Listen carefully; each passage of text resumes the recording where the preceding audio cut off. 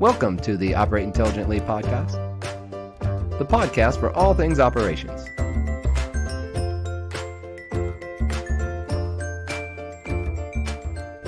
Hello, Be Awesome listeners and Operate Intelligently listeners. This is a dual shared podcast by yours truly, Joshua Peach, founder of Be Awesome and corporate evangelist for Dude Solutions. I'm excited. I've got a guest here today that I've had before.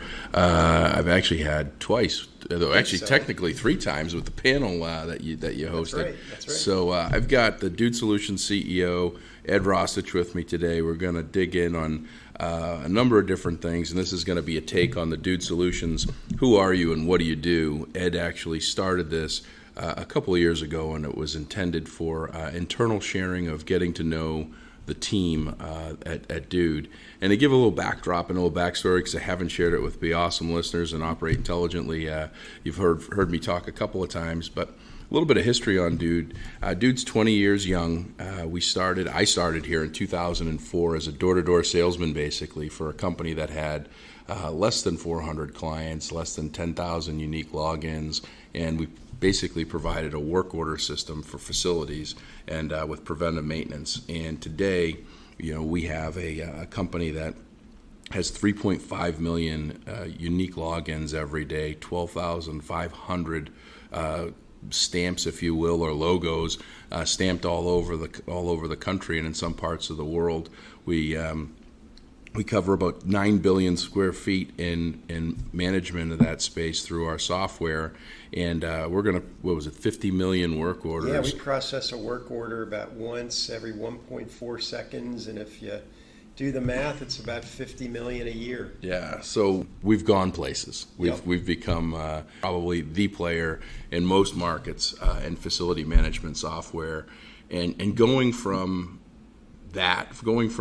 a startup in a condo to 625-ish or so right now. 625 employees with the number of folks that we support has got to be just an amazing and stressful opportunity for you. So we're going to talk about that. So first, welcome, Ed. I appreciate you doing Peach. another podcast here with us. I appreciate it. So let's start. Who's Ed? Who's Ed?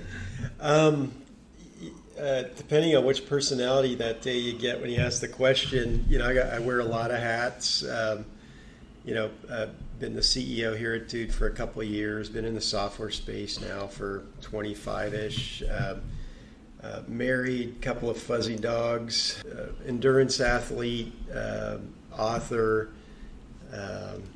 voracious reader. I think that probably pretty much labels me. How much of that was easy for you? I think all of it has been hard in its own way, but I think it's sort of like lifting weights. You lift a 10-pound weight one day, you get good at that, you get to 15 pounds, 20 pounds, and all of a sudden, you're bench pressing cars or whatever. So the struggle at the time is always hard, but then you look back and you say, dude up, man. Yeah. Well, the dude up is right. And for me, when I ask that question, is how much of it was easy to you? And it's not that I don't ever want to become a CEO for a company, but I was doing some brief looking, and there's roughly 32.1 million businesses in the United States today. That's corporations, S-corps, partnerships, sole proprietorships. There's a lot of businesses. That's a small dry cleaner to SAS, IBM, Apple, those big companies. And I was looking, I was like, well, I wonder how many, not teams or anything, but how many people actually play basketball. This is 26 million. Soccer, 24 million, but 250 million worldwide, but 24 million in the United States. Baseball, 15.64 million. Football, there's about 2.1 million that play in high school or college level. And then hockey in the United States is 562,000. So not just individual players, participants of professional sports that everybody says, oh, I'd love to be a professional athlete someday. You have a better chance of being a professional athlete than a CEO in a large company, or in some cases in any company that would be deserving of a CEO. But in a little bit more digging, there's about less than 50 companies that have the size and the scale and everything that Dude has, there's less than 50 in the United States that have a CEO. Right? Yeah, no, I think that's right. There's a survey that KeyBank does on software companies, in particular private software companies, and the total that they've identified, it's like 425, and the Dude is like 14th on that list in size. Yeah. So it's a pretty sizable. Yeah, I said 50. I meant 500. So 425. Yeah. So you're in a pool of less than 500 individuals that are running a ship of this size and magnitude in the United States. So you're in small company, and you're in your top level company, breaking the top 15, 20. I wanted to do this for a couple reasons. One, you did all these Dude, Who Are You and What Do You Do's for a number of months, and they were really cool. And you were digging into people and understanding who they were as a person. The other thing is, this week you did something that I've never actually experienced or seen, and I'm very fortunate to know a lot of CEOs, and I know a lot of them get in the trenches and dig and do these things. But you did something really kind of, in my opinion, cool. Tell us a little bit about that and why. Yeah, so the first 2 years that I was CEO here, I'm coming up on my second year in about 2 weeks. I stayed in it's not palatial or extravagant by any means. It's just an office like every other office here in the building, but up in a corner office on the 4th floor. It's probably the right place for me to start. It was close to HR, close to finance. It was the office of my predecessor, and so it just felt, that was a good place to start. And then as the first year or two would go, I'd find myself sitting in the breezeways. We got these breezeways that connect sort of like one tower of the building to the other tower, and I always enjoyed, although I didn't get to do it as much as I'd liked, I always enjoyed doing that because I'd get to shake hands, and people would walk up and, hey, I'm Jill from whatever department, and good to meet you. And so I got the bright idea to move my office down to another floor of the building, and I did that on Monday, and it's been crazy good. I actually did something like this back 2 jobs ago. I was with sort of a startup, maybe a late stage startup. We had about 115, 120 employees. We had this like one big massive floor, and I was in an office, and I felt really isolated, and I was running the company basically as president. And I actually one day just said, F it, I'm putting my desk out in the middle of the floor, no walls. I'm going to be in the middle. And it wasn't because I was like trying to micromanage anything, but it was just like, what, I 100 and some folks, I need to be really aware of what's going on, help here, just get a vibe. And so as I was thinking about moving my office down to another floor, the genesis of that idea started, back on that other job. And it's been great so far. I've met people that I hadn't met before. I've picked up, 5 or 6 useful bits of information that I didn't know while I was sitting up on the 4th floor that I've already started to exercise some help in some needed areas. And I've taken, I joke with one of our directors, CJ, that, I've taken a year lease out here on this floor, and some other neighborhood in the building is going to get me in about a year. Yeah.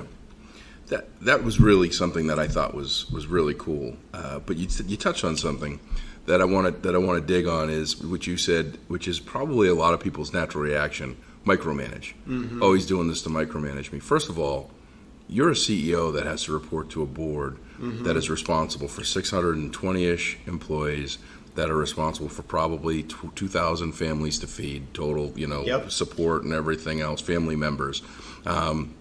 It's even more too, Pete. Sorry to take you off. Like our owners, 87%, I think, is the number they gave me. 87% of their investment fund is union pensions, teacher funds, college endowments, and so as a CEO working for an investment group like that, and all the constituents you mentioned, Dude Nation employees and families and partners, I feel a real drive to make sure that we make money for those pension funds. Mm-hmm. Yeah, so this your play isn't like you're sitting in your desk, like moving your fingers like this, being Montgomery Burns. Montgomery Burns, where's my money and who's getting it for me? There's no intention in that. And one of the things that I find that's interesting, just personally from my experience with you, I've been very fortunate, and I think it was. I'll tell the story real quick, and you've heard it. On October 31st of 2017, that was my last day. I rushed it was Halloween, I rushed from Dells, Wisconsin to Chicago to catch a flight to take my son trick-or-treating. My fiance was late in her third trimester pregnant, and I was taking myself off the road for the rest of the year. And we had a town hall on November 1st that morning where I didn't think anything differently. The CEO founder that we had, I referred to as my best friend, followed him and would stand in front of a train for him for, at that time, 13 years. And he gets up and he says, we've got a new CEO coming on board, and his name is Ed. And you came up and you talked for a few minutes. And I remember sending him an email while you were speaking. I said, is this the guy? Is this the guy that you want that's going to take us to the next level? Because we have to grow, right? Companies. When I had a water business, spring water delivery business, my dad and I used to talk all the time about it, and because we worked together, and he used to always say we have to keep growing. We have to keep growing because if we don't, we'll die. If you stay at that same level, someone will eat you up, or you will go out of business, or eventually just through attrition or whatever, you're going to lose business and you're going to die. And so I did a lot of research. I mean, I was off the road. I had time. I think I texted you that Saturday. I think the first was a Thursday, and I texted you that Saturday from the Fuller Craft Museum, sitting outside reading your book. I downloaded it. I couldn't wait for it to be delivered so I could get to know who Ed is. So you authored the book, the Solid Handshake, 13 principles lessons and learned stories that you've got about business integrity, just life integrity, really. And I got to know you throughout the last 2 years, and getting some windshield time with traveling and getting some speaking engagements. And I've watched you grow. It's kind of interesting to have someone say, I've watched my CEO grow and be able to share it. But I watched you grow from talking about what we do to truly living and understanding and really emotionally tied. Your presentation next week's going to be lights out. Like, I was able to see it. But you're doing a keynote next week in Massachusetts for 150 facility directors for public schools in Massachusetts. And what you put in your PowerPoint, never mind what you're going to say, is passion. You believe in what we do. Absolutely. And with massive conviction. And I think that's something that people should understand and think about. And also, I challenge the listeners, if there's dude listeners or if there's people out there that they're knee-jerk when you said you moved your office to the sales floor or to another section, if their knee-jerk was, oh, he's a micromanager or he's this, to shift your thought process, to think maybe a little bit differently, right? Yeah. Maybe think, does this guy have my best interests at mind? You take the biggest bullet, right? People don't realize that in businesses. Just because you're at the top doesn't mean you're at the top. It's an inverted pyramid. Yeah. You're a catch-all and then a report-all, and it's a tough. And a shield-all in a lot of ways. Yeah, absolutely. I mean, I can't imagine what you have in the back, hidden in the vault, if you will, of things that you can't talk about or things that happen or stresses that go on, even making sure the lights go on in this beautiful building and, all the way up to the fourth floor. Tell me about, let's shift gears. Tell me about that. What first of all, what got you to want to be in that position? It couldn't just be money. I mean, I'm sure that's a good piece to it. But what made Ed say, I want to be a CEO? And then what keeps you up at night? Yeah, the second question is probably easier. And what keeps me up at night? On any given day, there's 15,722 things. Last night I went to bed at 8:30 or so and woke up at 11:30. And for those of you who got email messages through till about 3 o'clock this morning, it was because I couldn't get to sleep. Thinking about certain business issues, challenges we have with the business, all of them sort of rooted in making sure we got the right people lined up against the right problems. There's a difference between losing sleep over puzzles versus losing sleep over stress. Like, even though I get insomnia sometimes, it's more about because I can't shut my brain off of what are we going to do about this? What are we going to do about that? It's not stress, if that makes any sort of weird sense. It does, yeah. The first question, though, is what made me want to do this. A couple of thoughts on that. I think people every 5 years go through a motivational source shift. So think about it. When you're in high school, it's about I'm motivated to get to college, or motivated maybe not to college, but whatever, get your career started. You get out of college, you say I got to get my first adult job. That's a motivation, and then it's about money, and then maybe getting married or having a family, and then by the time you get to be 45, you're probably back into how do I harvest all the knowledge and experience I put into my career to make sure, I don't want to be so crass to think about money, but think about, well, I got to make sure I feather a nest for my 60 and beyond years. So my career arc has sort of followed that same sort of path, and I always told myself, like, I'm not going to be one of those people that are like knifing people in the back to climb a career rung to the next ladder step. If it happens for me, it'll happen for me. And I've been so fortunate and lucky in a lot of ways to be at the right place at the right time with the right people with the right skill sets. Spent 5 years, 5 times, I should say, with JMI equity companies. I went to another investment firm, and then this one. But people along the way have given me advanced responsibility. So I sort of ended up here. Yeah. It wasn't like I wrote down in a book or something, I will be a CEO by whatever age. Yeah. What's that buzzing noise?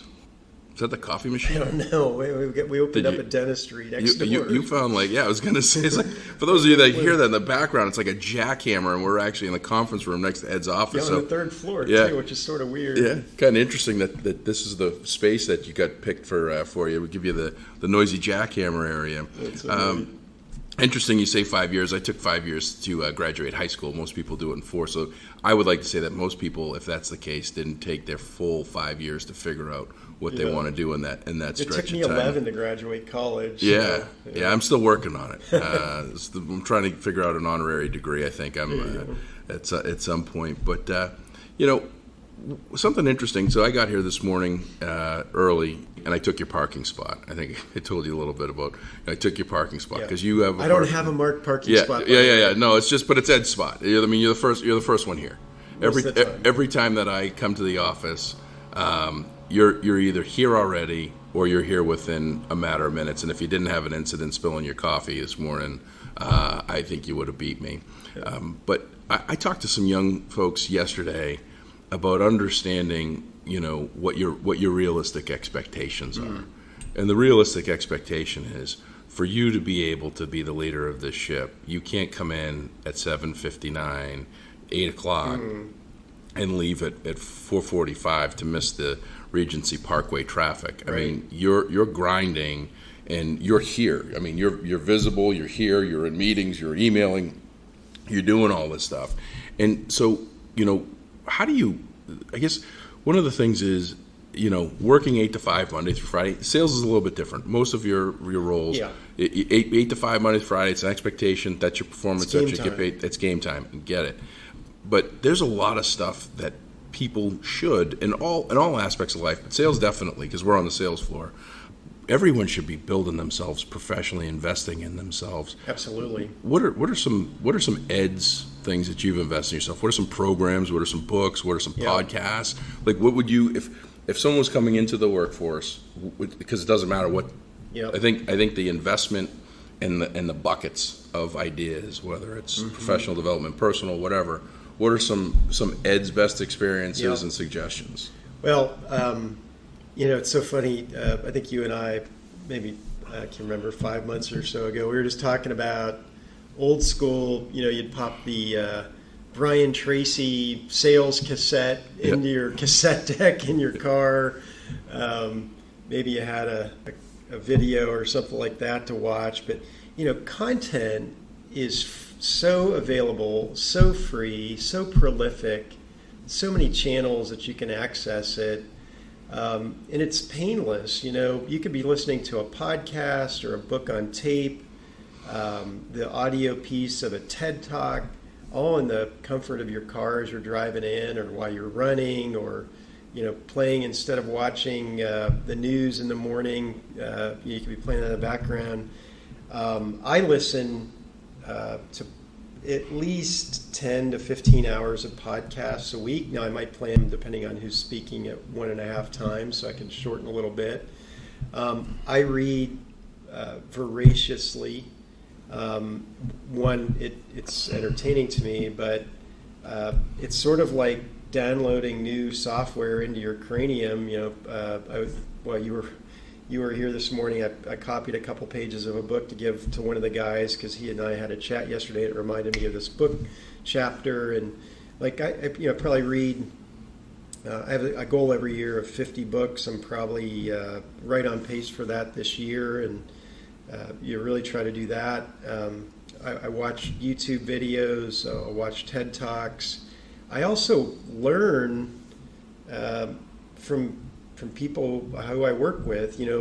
Some of the people, all the people, in fact, probably know more about their jobs and know more about their disciplines than I will as CEO, which is another misnomer. People think I know everything.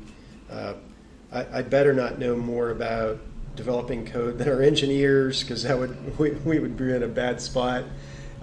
Marketing, you surround yourself with professionals. I'm always learning from folks that I work with. So I think if I'm talking to new folks, you say it a lot, 168 hours a week, or I like to say 1,440 minutes a day. Man, carve out an hour or every day to learn something, and that's the only way you get out there. The other thing I'd say is just get out there and experience it. I think especially in sales, there's call reticence. So man, I'd rather do something that feels good, like look up names, than actually dial names. And in sales, you got to get your nose bashed in 50 times, and then that 51st time, you hit the ball straight and long. You're like, okay, that's cool. So read podcasts, get out there. I think that's a balance, which is a great way to put it. You've done a lot here that has impacted not just the business that we do, not just the sales that we make, not just the lights that go off and on, but you've looked at everything all the way down to working with the office management team to remove all the styrofoam and plastic cups and provide insulated aluminum, water bottles and coffee cups to reduce the impact on the environment of the 250,000 cups that we went through. You've done that. You worked with a team for that research to see, hey, how many cups did we buy that went in the landfill? Is there a way for us to prevent it? At a pretty exorbitant initial cost. It's going to save you money over time, but that wasn't the reason why we did it. You've done countless things like that, and it circles back to what you said. I don't want to be, if I'm smarter than our developers, or if I'm smarter than any single department or box, we're screwed. I am the CEO, but I'm not the smartest guy in the room all the time, which is a huge misconception. Yeah. Talk to me a little bit about trust. Because you had to put trust in Dana or whoever, Lynn or Pam or whoever it was that came to you with that research. Something as simple as that. You had to put trust in. They did their homework. They did their work. The information that they shared with you is accurate and right, and you'll stand in front of whoever you need to share that story. Because that's really what you're. I don't want to say you're a storyteller, but you're a sharer of all of the stories collectively of this entire company. Yeah. How important is trust? Oh, it's the core bedrock, and we've actually invested a lot of money at the leadership level, and obviously it'll cascade down as we get good at it. But just investing in training around trust. I'm going to hit that in a second. I'm a collector and prioritizer of good ideas.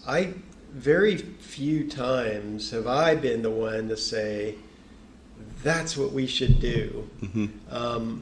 More often than not, I'll be in a meeting or a dude or a client or someone will say, man, it'd be great if we could ... And, we'll debate, talk about it. And in the end, it's like, holy smokes, that is a great idea. We should probably do that. And how does it sort of stack up in the priority? The trust element is so critical. Business, life, it's hard enough. Data flying at you, decisions you have to make, variables you can't control. But when you introduce the element of dishonesty or motivational lapses, like I'm going to do this for selfish reasons or whatever reasons, that's when stuff falls apart. And if one person violates that trust barrier, what I've noticed through my years of being around people and leading is, hey, once somebody breaks the seal, everybody armors up, and then that's when you start getting all sorts of politics and people polishing reports and not reporting bad information. And that's when companies, I think, start to fail. And if you can create an environment of trust and trustful debate, healthy conflict, as our coach Bud likes to tell us, you can solve a lot of problems. And I don't want to be that leader where people are afraid to come up and say, dude, this went sideways on us, for fear of getting their head bit off. Now, there are times where I might be like, ah, crap, I can't believe that, just a human reaction. But I never want people to be afraid of me making it personal. Josh, I can't believe you did that, you knucklehead, or don't come to me with this bad information, because that violates trust this direction. I often say to people, if you try to blow one past me and BS me, it gives me the right to not trust you. Therefore, same thing. If I blow one by you intentionally or try to do that and I do something dishonest, you have the right to distrust anything I do from that point out. And as CEO, people can't trust you. You're screwed. Yeah. But you, from day one, have had this, if you want to tell me something, it's a vault. I don't know what I don't know, and I'll do what I can. But if you're just going to me as a soundboard for advice, or if you want my opinion, I'll give it to you. And you and I, again, we've had a couple of occasions where we're out offsite going to a speaking engagement or something, and we got deep into talk about things, and I have felt very much comfortable saying, hey, Ed, this is what I think. Here's where my challenge with what's going on is. And I don't know that it means anything, but this is how I feel. This is emotionally how I feel. I don't expect you to do something. And you put thought into it, and you said, hey, don't worry about it. It's with me. It stays here. But I totally understand where you're coming from. Yep. And I've believed that. And I think that that's something that is fairly unique. Sadly, it's fairly unique to have that trust. You've put that the people are the most important piece to the business, where most people would look at us as a tech business that sells software and, we've got all this stuff. You've always put people first. And I think that's important. When in your life did you have that? Did you have an aha moment? Did you know about it? Like, were you born and said, people are our greatest asset and that's what we need to do? Did you have anything that happened in your life that's like? I think it's been an evolution process. If you would have met me and people that know me from this period of time, say 2000 to say 2007, I'm not sure you'd be so kind with that statement around people being the asset. I made a lot of mistakes on people, how I've conducted myself as a leader,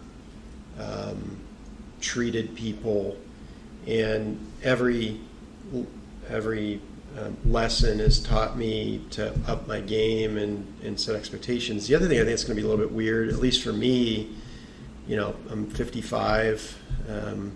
Seems like as I get older, I get a recognition that it's, life is more about people. But I will say for the software space, and the big aha moment is when you think about software, and I've said this in the building and maybe on another podcast or two, but when you think about software, it is the most people-intrinsic business on the face of the planet. And I'll debate this with anybody who wants to get into it, but think about software. Ideas are created by people, alchemized to keyboards by people, marketed, sold, implemented, supported, invoiced, anything that you can think of, all by people. And if, sure, technologies come and go, and architecture platforms come and go, and CPUs come and go, but at the core element, if you got good people, they just adapt and move on and evolve. If you don't get the people thing right, doesn't matter what kind of technology you have in the background, it's just going to flop. So I've really learned that people are the essential assets to a software space. But you mentioned something that's kind of big on professional development. Just about every book that you've suggested to me, Principles, Ego is the Enemy, Marcus Aurelius, these different books that you've suggested that I've read or listened to just about all. You read them multiple times. Yes. And sometimes multiple times in a year. Like, why? I can't remember the famous person who said, better to read one book 50 times than 50 individual books. And I read that quote maybe 2 years ago, and it just hit. And so now I'm into reading books. Like I've read Meditations by Marcus Aurelius 12 times maybe, Ego's the Enemy probably 6 times. I back-to-back read Stillness is the Key twice in 2 weeks. And the reason I do that is repetition. I catch things that I got squirrel attention deficit, squirrel when I was reading the book and didn't finish a paragraph fully, or maybe a point hits me differently. And what I've found over the last 2 years is I'm more able to implement an idea that I might have read 7 times versus, oh, that's an interesting idea, move on to the next page. Mm-hmm. So let's wrap it up. Any final words from you? Anything that how can people get a hold of you? You do have a great LinkedIn presence. I mean, you've got some incredible content. Twitter, LinkedIn, for those that aren't. Yeah, I spend most of my time on my external work on social networking is almost 100% LinkedIn. It's Ed Roshitsh, Roshitsh at LinkedIn. Thank you for that. Email address ed.roshitsh@dudesolutions.com. Final words, no, I'm just very thankful and grateful for Dude Nation, the employees here, the 3.5 million people that log in, trusting the Dude. Thankful for our investors. Not a day goes by that I'm not sincerely grateful for all the people that are threaded through this whole thing. Yeah. And we're hiring. Yeah.